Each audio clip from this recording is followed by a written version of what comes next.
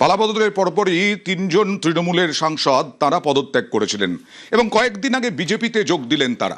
আর আজকে রাজ্যসভার সাংসদ হিসেবে প্রার্থী হিসেবে তারা মনোনয়নপত্র জমা দিলেন। সুখেন্দু শেখর রায়, সুস্মিতা দেব এবং প্রকাশ চিক বরাইক মনোনয়ন জমা দিলেন তিন বিজেপি প্রার্থী। গত কয়েকদিন ধরেই ব্যাপক আলোচনায় ছিল যে তারা বিজেপিতে যোগ দেবেন কিনা, বিজেপিতে যোগ দিয়ে রাজ্যসভার টিকিট তা নিয়ে আবার রাজনৈতিক তরজা। এই সমস্তর মধ্যেই বিধানসভায় আজকে গেলেন তারা এবং সেখানে উপস্থিত ছিলেন মুখ্য সচেতক অম্লান ভাদুড়ী, পর্যটন মন্ত্রী শঙ্কর ঘোষ সহ আরও বেশ কয়েকজন। শ্রমিক ভট্টাচার্য উপস্থিত ছিলেন মনোনয়নের সময়। বিজেপি রাজ্য সভাপতি বিজেপিতে যোগ দিয়েই রাজ্যসভার টিকিট এবং তিন বিজেপি প্রার্থী রাজ্যসভায় যাবেন বলেই আশা করা যায় এখনো পর্যন্ত।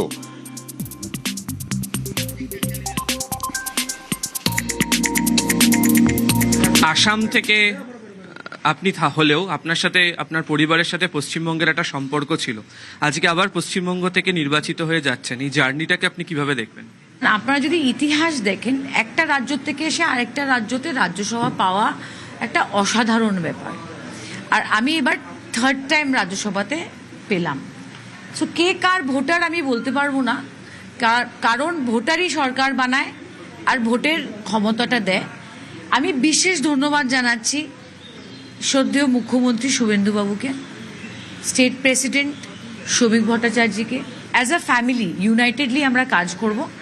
আপনি আগেও দেখেছেন যে আমি পশ্চিমবঙ্গের স্বার্থে কথা বলেছি, কাজ করেছি এবং আসামের স্বার্থেও কথা বলেছি, কাজ করেছি। সেই দায়িত্ব আমি আগামী দিনেও পালন করব। আপনাদের তিনজনের মনোনয়নকে ঘিরে বিজেপির একাংশের বক্তব্য যে কেন আপনাদেরকে দেওয়া হলো।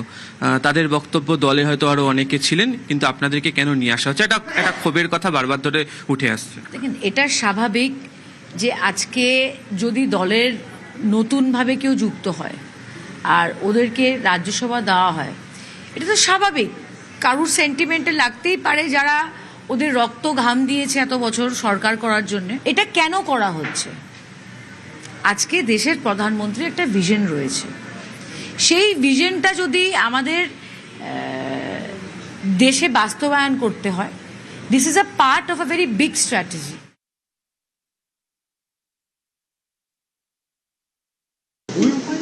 রাজ্যসভার যে শূন্য পদ রয়েছে উপনির্বাচনের জন্য পশ্চিমবঙ্গ বিধানসভা থেকে, আমি আজকে ভারতীয় জনতা পার্টির প্রার্থী হিসেবে আমি আমার মনোনয়নপত্র জমা দিয়েছি এবং যেহেতু মনোনয়নপত্র জমা দেওয়ার সাথে সাথে আমার নির্বাচনী প্রক্রিয়া শুরু হয়ে গেছে, যতক্ষণ পর্যন্ত না সেই নির্বাচনী প্রক্রিয়া সমাপ্ত হচ্ছে আমার অন্য কোনো মন্তব্য নেই। শুধু এইটুকুই যে আমি আজকে মনোনয়নপত্র জমা দিয়েছি।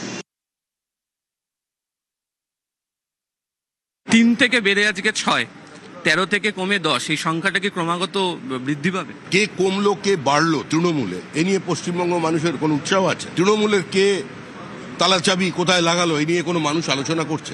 মানুষ জানে যে ওই 13টা অ্যাকাউন্টে কয়েক হাজার কোটি টাকা আছে, ওইটা লড়াই। তৃণমূল হচ্ছে কুচকুচে সাদা আর ধবধবে কালো। যত কম কথা বলা যায় ততই ভালো। অনেকে বলছেন যে যারা আশা করেছিলেন যে তারা পুরনো কর্মীরা, তারা হয়তো রাজ্যসভায় যেতে পারবেন, কিন্তু এরা তিনজনই তৃণমূল থেকে এলেন, এরা টিকিট পেয়ে গেল। যারা রাজ্যসভায় গেছেন তাদের মেয়াদ বাকি আছে।